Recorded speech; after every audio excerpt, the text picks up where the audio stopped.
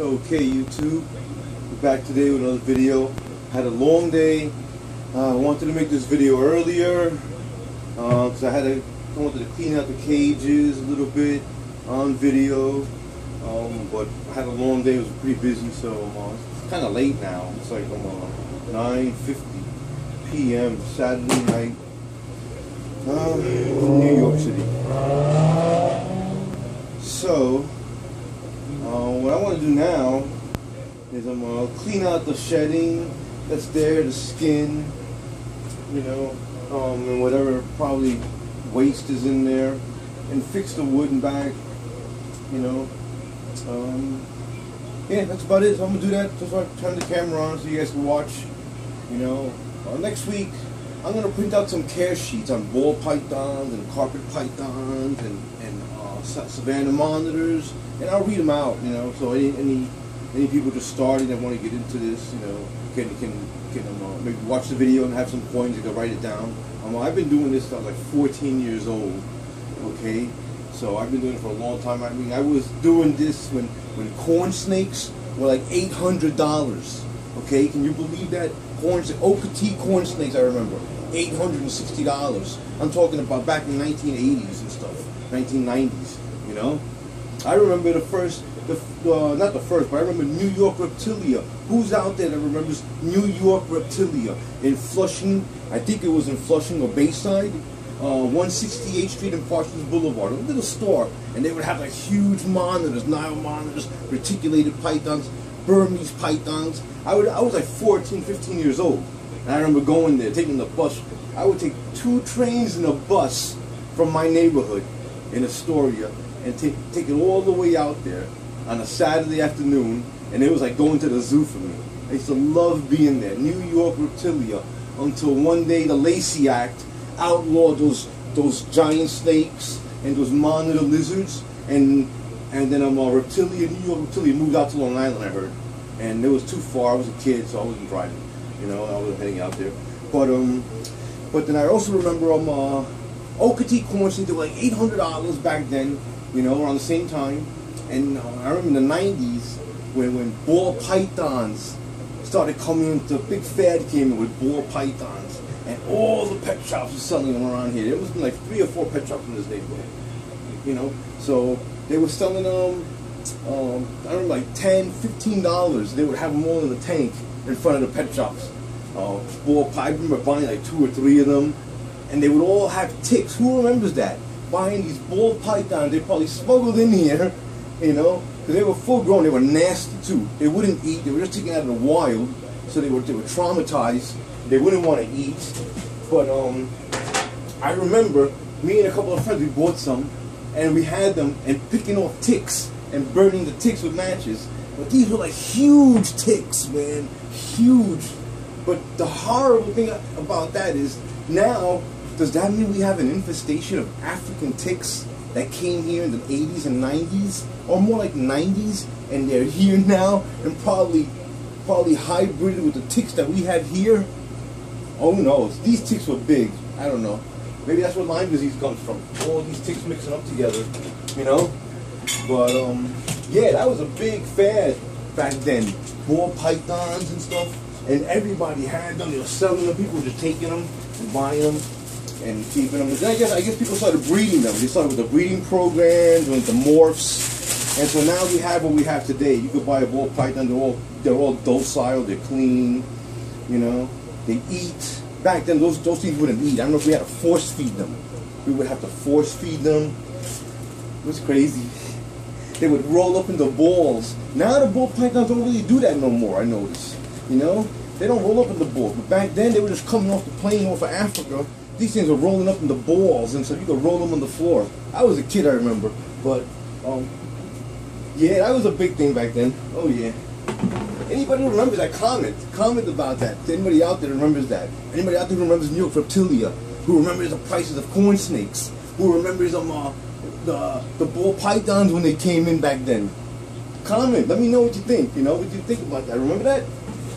I know there's probably a lot of young people watching, but it's got to be people older too that are watching. They're the snakes. You know, so they'll remember those times. Cause those are crazy times. You know. Now this female she did go use waste. She's all wrapped up. I'm gonna feed them after this video. I don't want to do a live feed. I'm not gonna feed them on the video because it's live, and I don't want people to get offended and stuff, or maybe kids watch it and stuff like that, But let me move her out the way, and I'll pick this up. And I put the gloves on just because I'm picking up waste, Some people just pick it up like that. I'll pick it up like that too sometimes, But for the video, I'd rather just pick it up and put the gloves and keep it more clean. So, but yeah, if anybody remembers that, let me know. Right now it's kind of dry, so what I will do is I'll spray it down with some water. I have a sprayer for it. You want to spray down the glass, give them moisture, clean out the waste, and you got a happy snake again.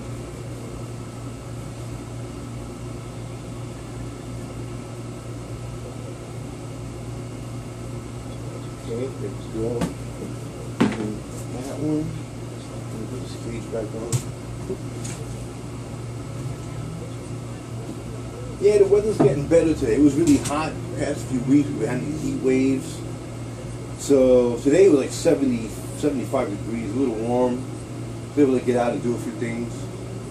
And then I came home. It was dark. Let me make a video. Even though I was tired, I believe it. I was like that. So. But then you feel bad because you guys, they're dirty and they want their cages clean. So at least they're clean now. I'm not going to close them all the way because I am going to feed them after. I'm going to feed them after, and I think I'm just feed everything I got, and I'm going to go buy a whole bunch of all white mice. Because what I have now is like white mice. I've got white mice and black mice. Because the pet shop, they had the black mice. So I'm like, let me get some of them. I'll take a few of those black mice because I would breed them. I thought they were going to breed and they would come out as fancy mice when they're brown and white all mixed up. But instead it didn't happen. I don't know about that. They came out all white and all black. So I was like, I'd rather just get the white ones. So I'm probably going to feed these guys all off. And I'm going to pick up like 8 or 10 tomorrow and just ready to start breeding those guys. But I wish I could do it live on TV. I live on video. I really don't see anybody doing it. So, and everybody cuts it off. So I figure maybe not. Because people might, will get offended. Who knows? Maybe YouTube even cuts it out. Because I don't think they would. Because I've seen other things on YouTube that So who knows? But yeah, I'm not gonna feed it like that live. Now let me get the bottom tank. The top tank is clean.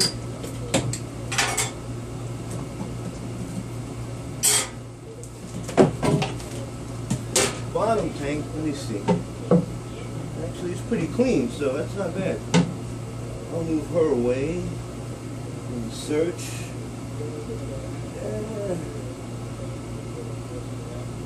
Now, any suggestions, comment down there. I know I'm using the gloves. Some people don't agree with that, because it could be like passing the germs back. But actually, my snakes are all pretty clean. And I've never had any sicknesses. I don't bring any other snakes to them. If I was to get another snake, I would quarantine him, keep him in another room in a tank for like a couple of weeks. And that should help it. Maybe a month you keep it. I forgot. I'll have to read up on that again. Just like the temperature. That's why I'm not going to start talking about what temperatures you should have. I'd rather get the care sheet so it'll be specific and it'll be correct. These temperatures, I keep them in like 80 degrees, 84 degrees. That's pretty good for them. But you got to also think, these are ball pythons and they come from Africa. Africa, it's probably like 90 degrees there all the time. 90, 100, 120 degrees. So they come from hot, arid regions. Same thing with the carpet python from Australia. So Australia, that's pretty hot too. You're talking about 120 degrees. I think this summer they had like crazy heat waves down there. It was like 120, or last summer it was even there. So I got all this junk here. We'll move it off. These are fluorescent bulbs. One is just regular fluorescent, and this is a UV bulb. So I have a UV bulb in there right now, and then this is just an extra one.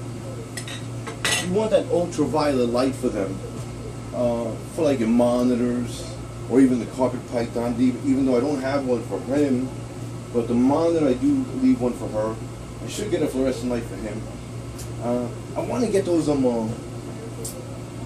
Vivarium electronic thermostats. You know about those, right? Those they're kind of pricey. It goes like $150, $200. But I think I would need them for each cage now. I would need it for each cage, or I think you can get the ones that you could use. You could plug in maybe two heat mats into them, and they'll control it. It's good. It's thermostat. They'll control the heat. You can raise it up, lower it, according to the weather outside or inside. Because like with the heat wave we've been having, I've been unplugging their heat mats during the day, and then I'll plug it back in at night. Now, if you can see this guy, he moves stuff around. See, everything's like tossed around. That's how strong he is. That's how strong she is. Like this piece of bark that I have. It's like a driftwood bark. It's like a tunnel. Look at this thing. This thing is heavy. See, I usually prop it up against the heat mat, and it makes like a cave for her. The heat mat's on the other side of the glass, and it makes like a cave for her. I'm sure it keeps everything warm. She'll be in there all night, sometimes all day. She likes it in there. She's digesting. Like she just ate. Her belly's like huge. I don't really want to mess with her too much, because I would hate for her to crap in my hand. Or even I don't even let her go on the floor. Because if she walks around a little bit, she'll crap somewhere under here, man. It'll be a mess to try and clean it up. And that would be embarrassing if she crapped on my arm right now. So let me put her back. But as you can see, she's a nice girl. You know, she got a full belly. So she's gonna get ready to use the bathroom. So I better put her back.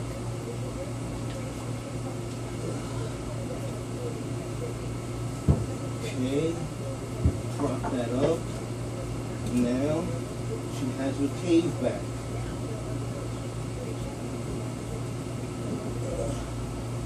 She goes in there. Any of you guys use plantation soil? What do you do with it after you change it? How long do you keep it there? I keep it there like 3 months. 3 months, and I'll change it, but I throw it away. Does anybody clean it? I hear people clean it. They wash it and like recycle it, I guess. They reuse it, they dry out, and they reuse it again. I don't know how do you wash that stuff. That thing be all over the place. But it is good. I do like that stuff. It's very good. Holds moisture. Let me get that shed out now. Here's a long skin. I measured him about 6 months ago. He was 6 feet exactly. And they say he grows every time he sheds. I don't want to mess with him now because I know he's hungry. You gotta be over 6 feet now, I'm sure. Let me get that shed out. I'll check for waste and see what's up in there.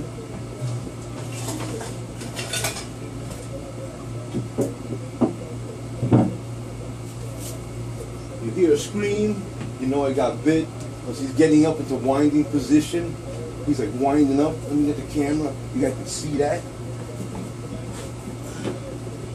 He's like ready to wind up. Oh, you want to check that out? Look at this. Look at this. He's like ready to wind up. You see that? Can you see that? He's ready to snap. Strike. Oh yeah, he's ready to strike. Oh, I like this guy. He's bad. He's a pussycat.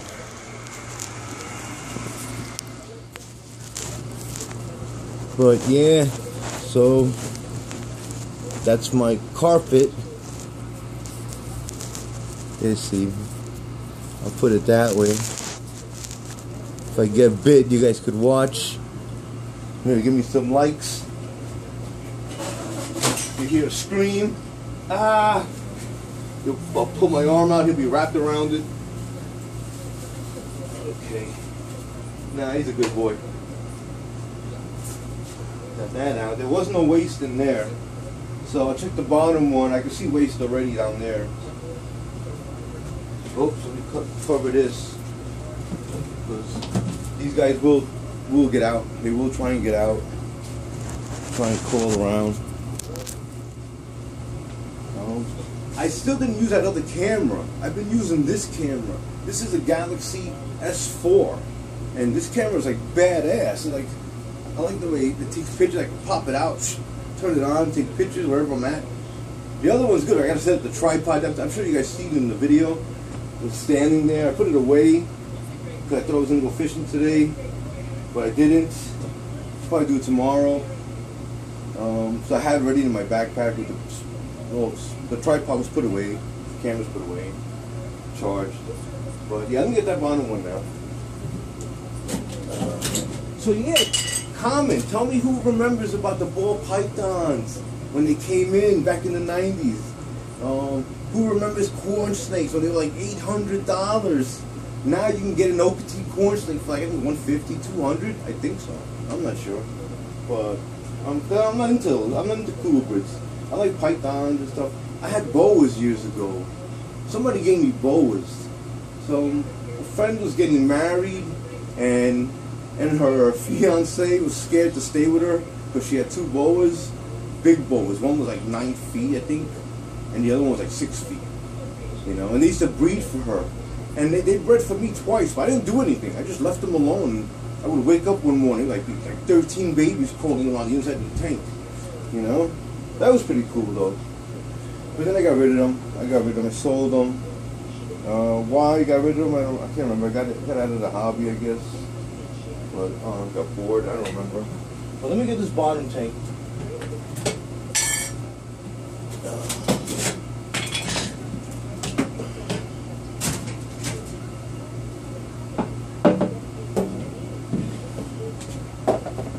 He looks ready to strike too. Look at that. He's all tensed up. This is the male. It's the male. Het for albino. Normal. So if he breeds with the other one, they'll probably have some albinos. Hopefully. I should put them together, see if they'll breed. But yeah, they're all pretty friendly. Now let's see what the temperature is down there for him. Let's see what this temperature is. 95. That's pretty good. That's in the hot spot. Let me clean out his waist.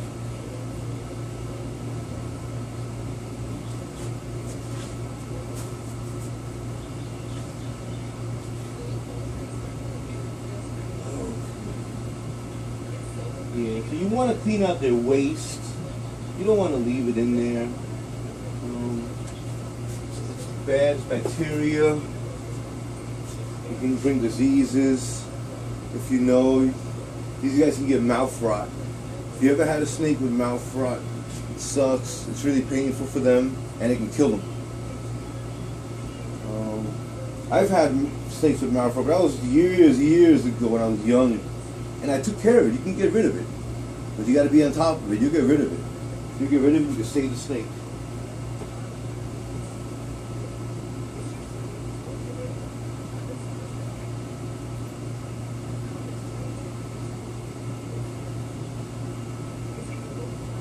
But yeah, you want to make sure they're clean. Then you got a happy snake.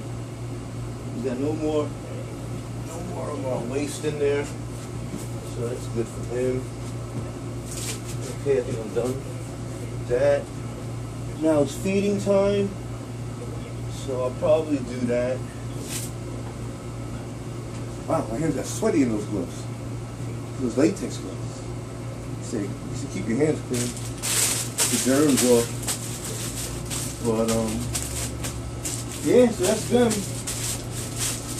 I'm gonna feed them, and I'm gonna make another video tomorrow. Alright guys, hope you enjoyed, and thanks for watching. Bye bye.